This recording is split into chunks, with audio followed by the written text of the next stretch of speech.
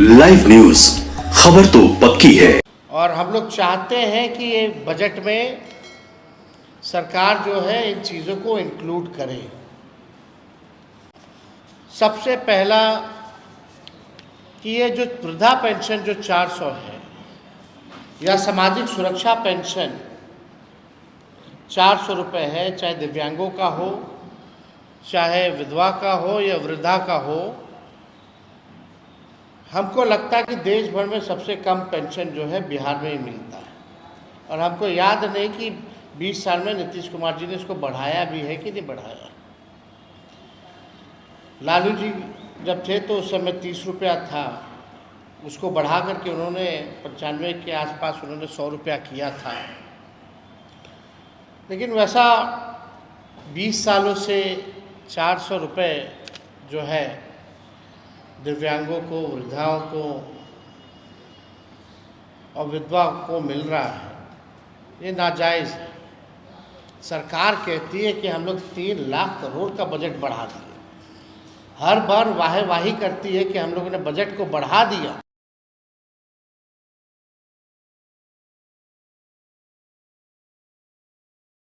का पेंशन क्यों नहीं बढ़ाया गया? बगल का राज्य जो हम रहा है और बिहार में केवल जो है 400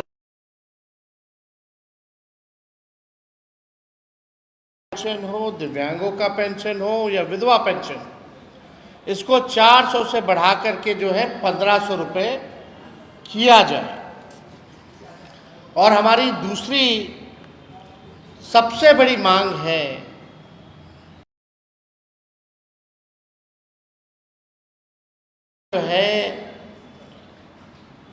सबसे ज़्यादा बढ़ा हुआ है अब तक के मुकाबले। में अगर कोई बीमार पड़ जाए तो इलाज कराना, दवा कराना, घर का बजट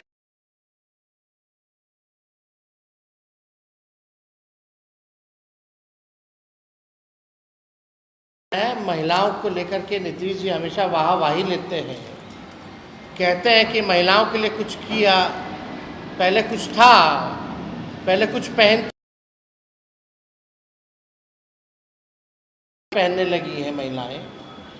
लेकिन आदरणीय मुख्यमंत्री जी, ये भारत सरकार का आप डेटा पढ़िए, आंकड़ा पढ़िए। हम तो ज़्यादा पीछे की बात नहीं करना चाहते, हम वर्तमान और भविष्य की बात करना चाहते हैं। और वर्तमान में अगर आप देखें, नेशनल फैमिली हेल्थ सर्वे हुआ पूरे देश में, उसके अनुसार देश में सबसे अधिक 65% बिहार की महिलाएं अनमिक है। अब हमारी माताएं बहनें लगभग बिहार में 65% जो हमारी माताएं बहनें हैं उनको खून की कमी है। और आप देखिएगा कि महंगाई से परेशान है। जो बच्चों का जो है बिहार ही सबसे अधिक स्टंटेड यानी बौनेपन के शिकार। हमारे बिहार के बच्चे देश भर में सबसे ज़्यादा बौनेपन के शिकार हो रहे हैं। आपकी सरकार ने अभी तक इस पे कोई ध्यान नहीं दिया। महंगाई, पति कोई ना कोई बिहार का भाई हमारा पलायन कर रहा है, घर चलाना पड़ता है महिलाओं को, खरीद नहीं सकती, खा नहीं सकती, सारा घर का भार महिलाओं।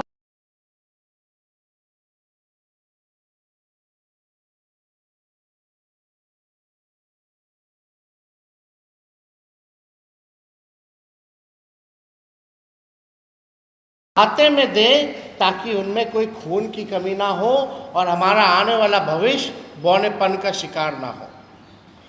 ये काम कम से कम मुख्यमंत्री करें।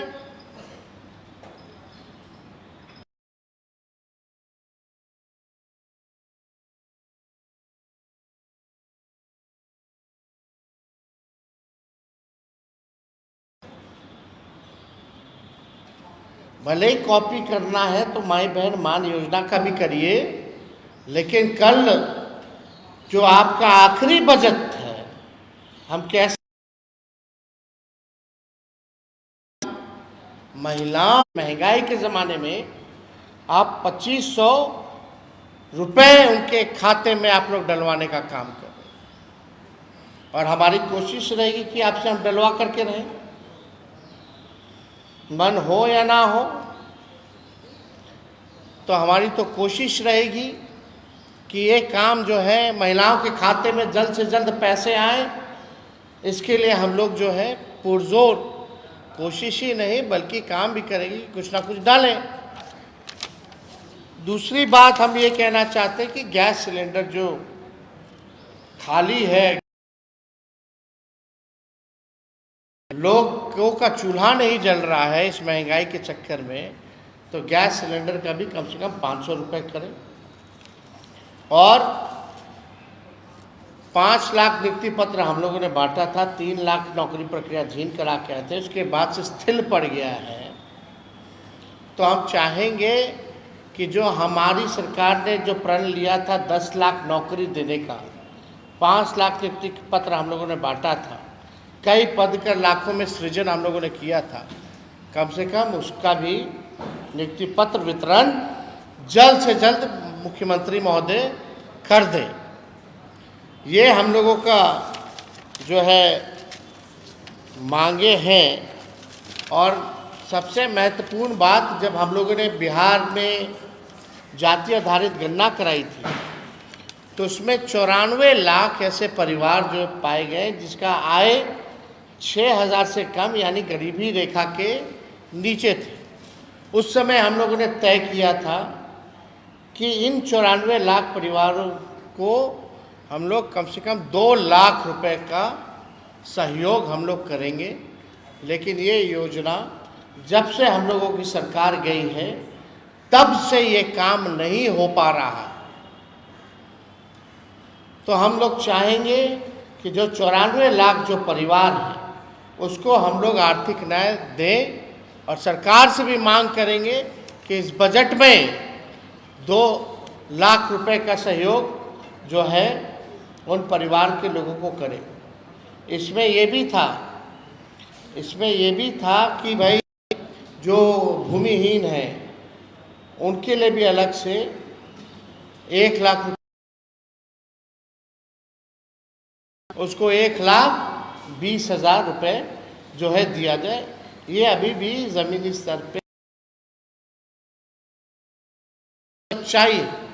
हम लोग पूरा बिहार घूम के आए हैं, संवाद किए हैं, कोनो हम लोगों को अधिकारी घेर करके नहीं रखा था।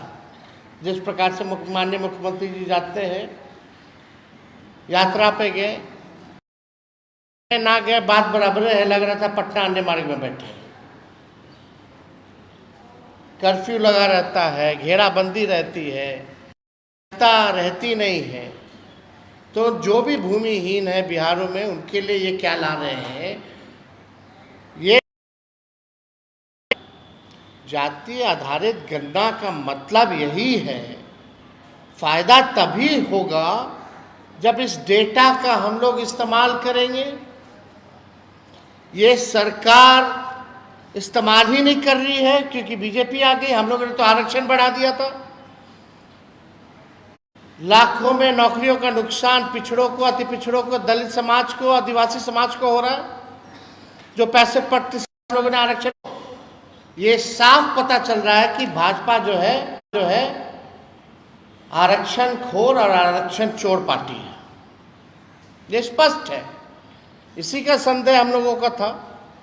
9-10 महीना हो गया और इन लोगों ने आरक्षण को शेड्यूल 9 में नहीं डाला। तो हम सब लोगों का ये मांग है कि जो बजट जो बना है कम से कम उस डेटा का इस्तेमाल, डिटेल है, कौन लोग भूमिहीन है, कौन लोग कितने पढ़े लिखे हैं, कितनों के पास रोजगार है, कितने के पास पक्का मकान है, कौन कचरा धोता है, कौन ठेला धोता है, कौन मजदूरी करता है, सारा डिटेल है। डिटेल के हिसाब से, जाति आधारित गणना के हिसाब से बजट जो है वो होना चाहिए।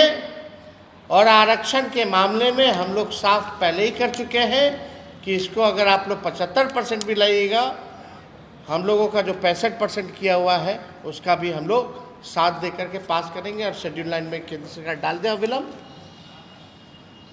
तो हम सब लोग यही चाहते हैं, जो हमारी मांगे हैं, उम्मीद करते हैं कि इसमें जो कल बजट जो होगा, कम से कम महिलाओं के खाते में पैसे देने की बात होनी चाहिए। और हम सब लोग पूरे बिहार में हम लोगों ने घूमने का काम किया, आगे और भी यात्राएं हमारी होंगी, घूमते रहेंगे हम तो हमेशा। लेकिन एक बार बिहार के सामने हमारा जो विज़न है, जो हमारा रोड मैप है, जो हमारा ब्लूप्रिंट होगा कि क्या नया मॉडल होगा जिससे हम बिहार को आगे ले जाएं, उस पर हम लोग जो है बड़ी गंभीरता से हम लोग काम कर रहे हैं। और वही चीज़ हम लोग करेंगे जो होने लायक होगा। हम लोग जुमलेबाजी करने वाले लोग नहीं हैं। हम लोग जो कहते हैं वो कर करके दिखाते हैं।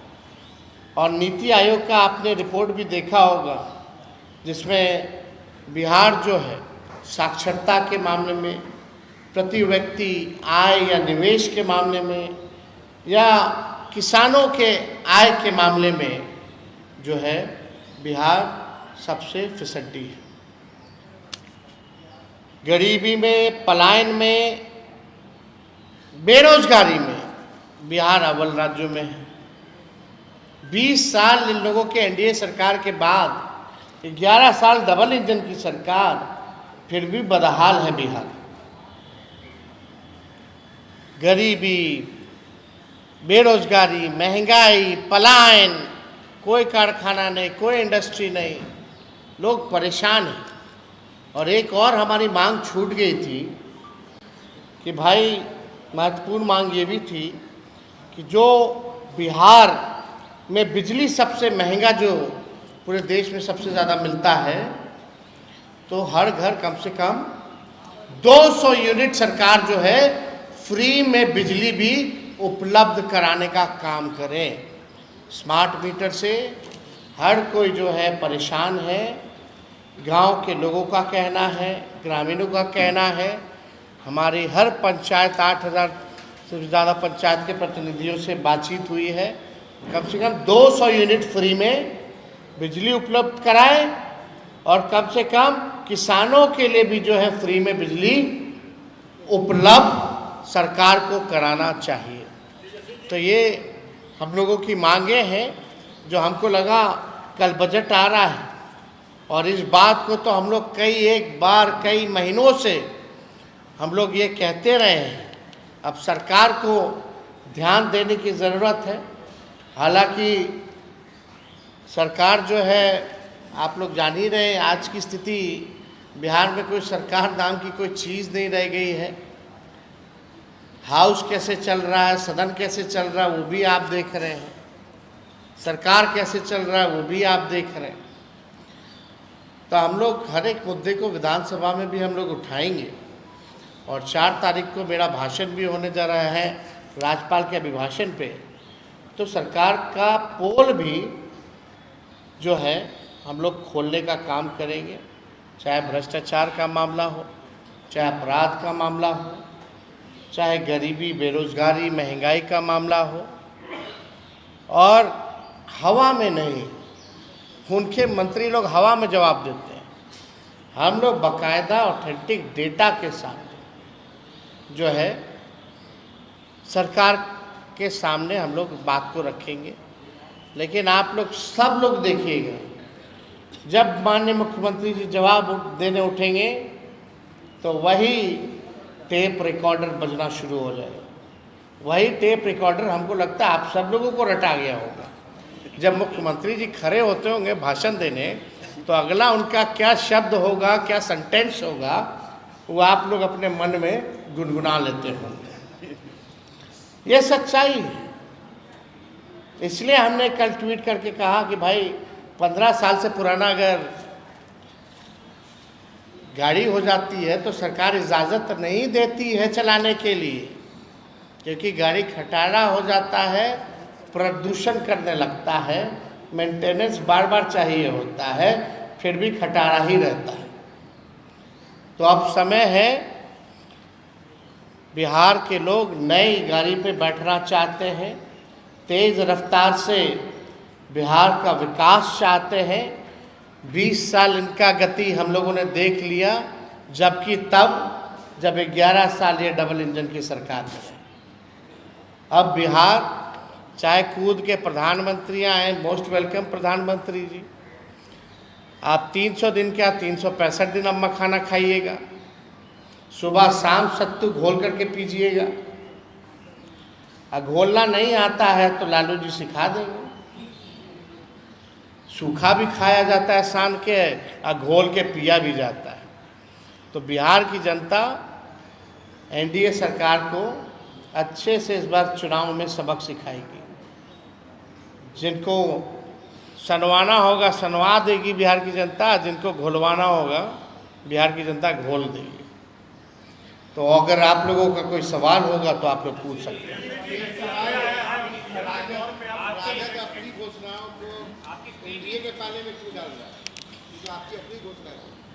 नौकरी के बारे में कौन नौकरी मैन? आजकल नीतीश कुमार जी हो गए होर्डिंग पोस्टर है।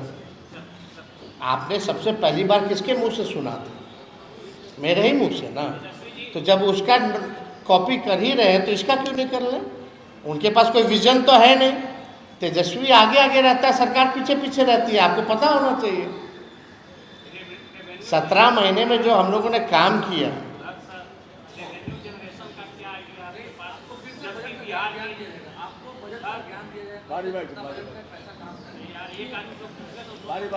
देखिए रेवेन्यू कहाँ से आएगा? बिहार का अभी डेफिसिट 2.9% पे है, जो 3% तक जाके उसके बाद से बिहार डाउनफॉल जाता है। आपके पास कोई डेटा है जहां सरकार ने कितने करोड़ों रुपए जो है सरेंडर किया है, जो बजट का है? बजट का सरेंडर किया है ना, लेकिन ये जो लगभग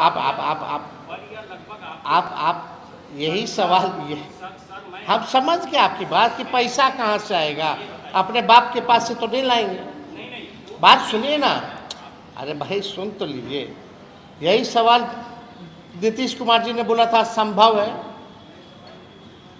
बोला था कि नहीं बोला था? वो संभव हुआ कि नहीं हुआ? लोगों को नौकरी मिल रही है कि नहीं मिल रही है? प्रक्रियाधीन है कि नहीं है नौकरियां? पद का सृजन हुआ कि नहीं हुआ? हम लोग कोई भी अगर बात करते हैं तो डेटा देख करके बात करते हैं, जो प्रैक्टिकल हो और साइंटिफिक रूप से अध्ययन करके ही हम लोग कह रहे हैं। जब मौका मिलेगा तो आप लोगों को भी बता दिया जाएगा।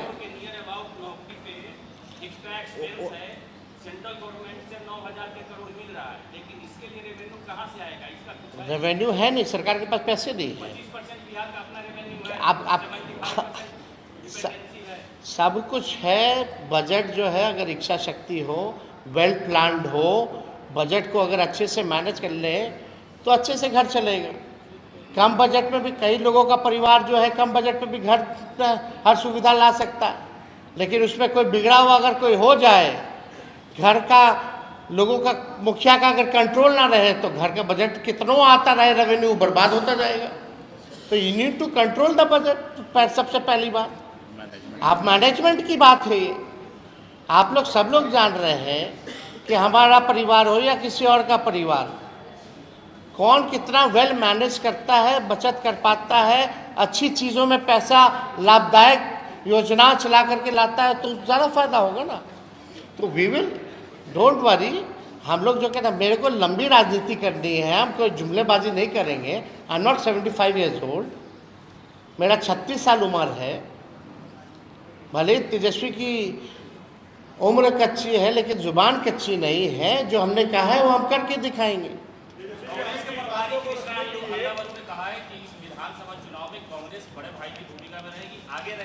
अब इस मुद्दे पे इस मुद्दे पे हमको लगता है कि हम लोग बात करें।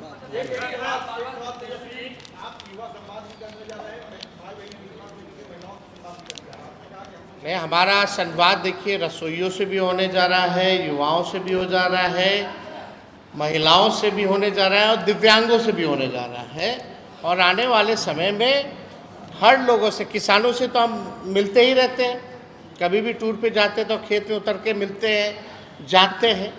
और लोगों से भी मिलेंगे जो बिहार के बाहर भी रहते हैं, जो अंदर रहते हैं, नौजवान छात्र छात्राओं से, सभी लोगों से मिलकर के, क्योंकि हमको बिहार को आगे ले जाना है। तो हमारा जो विजन होगा जब हम पेश करेंगे तो बात सबकी होनी चाहिए, सब लोगों की बात होनी चाहिए।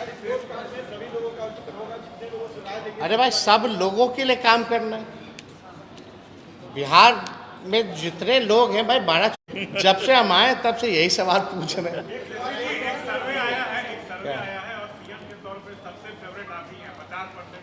अब देखिए, हम लोग काम करने में लगे हुए हैं ना, सर्वे आता रहेगा, जाता रहेगा, इस पे हमारा ध्यान नहीं है।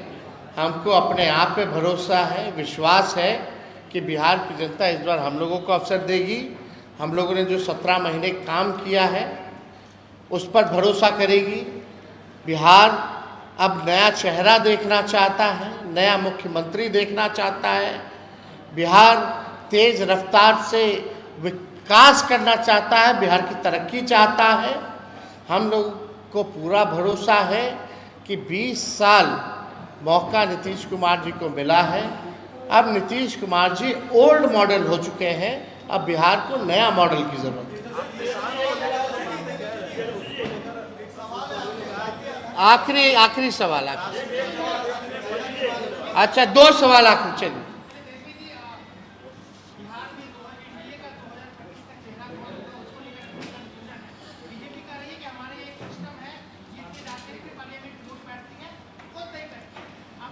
देखिए, हालांकि इसमें हमको टिप्पा टिप्पणी करना नहीं है, ज़्यादा हम इस पे कुछ कहेंगे नहीं। उनका गठबंधन है, उनकी पार्टी है।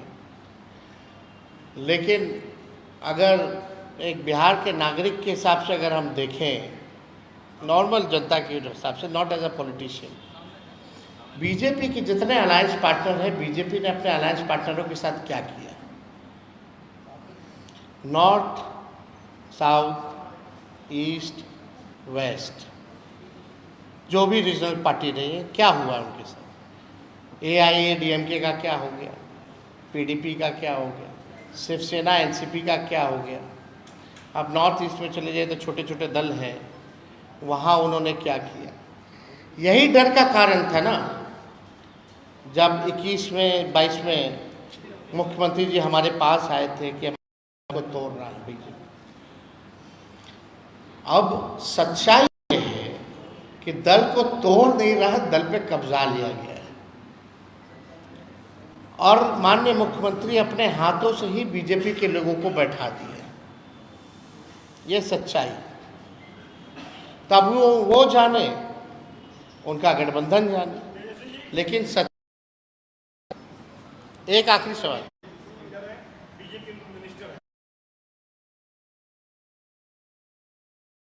कौन करती है, किसका इन करती है, इससे हम लोगों को क्या मतलब? वहाँ कोई चेहरा है क्या? आप लोग लाइव न्यूज, खबर तो पक्की है।